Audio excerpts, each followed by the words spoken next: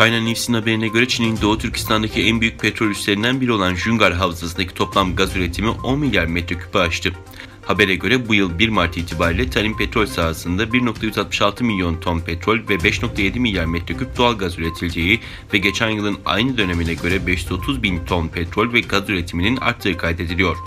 Çinli yetkililer geçen yıl Doğu Türkistan'daki petrol sahalarında petrol ve gaz üretim yapısını güçlendirmek ve 20 milyon tonluk modern ve devasa petrol ve gaz sahasının inşa edilmesi için stratejik hedef belirlendiğini açıkladı. Çin'in yayın organı Tanrı Dağı'nın haberinde ise bu yıl tarım petrol sahasındaki sürekli ve hızlı üretim artışı sağlandığını, ilk 2 ayda 23 yeni kuyu açtığını, petrol ve gaz çıkardığını ve önümüzdeki yıllık planlı üretimi 51 milyon ton daha arttırmayı hedeflediği aktarıldı. Gözlemciler Doğu Türkistan'daki doğal kaynakların tamamını yağmalamaya devam eden Çin hükümetinin bölgede yaşayan Uygur ve diğer Müslüman Türklere açıkça soykırım uygulamakta olduğunu vurgulayarak, bir milletin kaynaklarının yağmalanması ve aktarılmasının da soykırımın önemli bir tezahürü olduğuna işaret etti.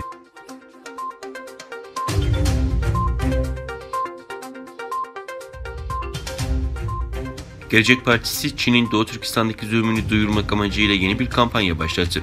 Hükümetin zulme sessiz kalmasına tepki gösteren Gelecek Partisi, Kayseri, Bingöl, Batman, Eskişehir ve Bayburt'ta imza kampanyası başlatarak binlerce imza topladı. Doğu Türkistan'da yaşanan ve başta Avrupa ülkeleri olmak üzere birçok ülkenin soykırım olarak nitelendirdiği Çin'in Uygur Türklerine yönelik asimilasyon politikalarına karşı henüz hükümet herhangi bir açıklama yapmadı.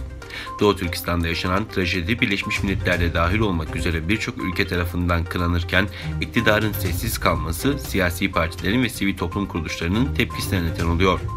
Doğu Türkistan'a destek vermek amacıyla Türkiye'nin 81 ilinde olduğu gibi Kayseri'de de imza kampanyasını başlattıklarını söyleyen Gelecek Partisi yetkilileri, Doğu Türkistan'da Müslümanlara yapılan bu zulmün bitmesi için başta İslam ülkeleri olmak üzere tüm dünya ülkeleri derhal toplanmalı ve Çin devletine etkin yaptırım uygulanması gerektiğini ifade etti.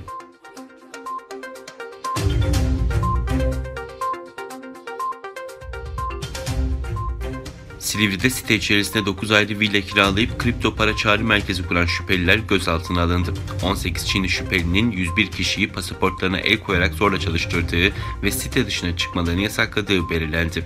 Şüphelilerin Çin'de yaşayan yurttaşları sahte kripto para danışmanlığı yaparak dolandırdığı tespit edilirken operasyon anları kameralara yansıdı. 18 Çinli şüpheli Türkiye'de çalışma vaadiyle Çin'den bilgisayar mühendisi ve programcısı olmak üzere 101 kişiyi getirdi.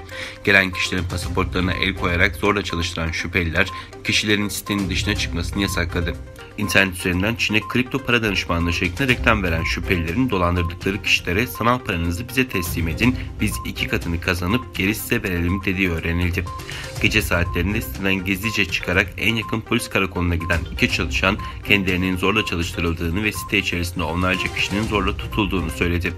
İhbar üzerine harekete geçen Asayiş Şube Gasp Büro Amirliği ekipleri 30 ekip ve 100 polisle operasyon gerçekleştirdi. Operasyonda villalardan ikisinin yemekhane ve yatakhane olarak kullanıldığı tespit edilirken şüphelilerin çalışanlara aylık 7.000 Çin yeni ödediği belirlendi. Öte yandan operasyonda 1.500.000 lira para, 712 cep telefonu, 112 bilgisayar, 677 sim kart, para sayma makinesi ve çok sayıda hard diske el konuldu.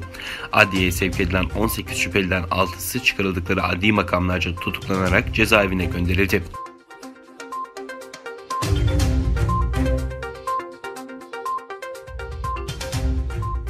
İngiltere Dışişleri Bakanı Dominic Raab, Hong Kong'da seçim sisteminin değiştirilmesinin Çin-İngiliz ortak bildirgesinin ihlali anlamına geldiğini belirterek Çin'e Hong Kong'daki temel hak ve özgürlüklere saygı duyması çağrısında bulundu.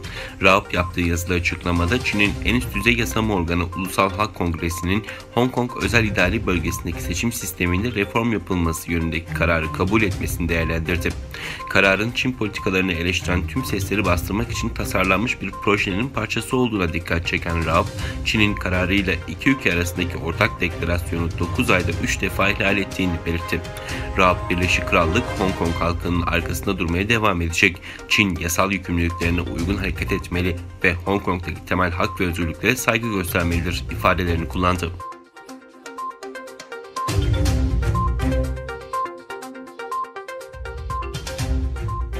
Kazakistan'da Milli Güvenlik Komitesi Sınır Teşkilatı'na ait An-26 tipi uçak iniş sırasında Almatı Havalimanı yakınlarında düştü. Başkent Nur Sultan'dan havalanan uçağın Almatı Havalimanı'na inmeyi planladığı öğrenildi. Ulusal Güvenlik Komitesi'nden elde edilen ilk bilgilere göre uçakta 6 kişinin bulunduğu aktarıldı. Kazada 4 kişinin hayatını kaybettiği, 2 kişinin ise ağır yaralanarak hastanede tedavi altına alındığı açıklandı.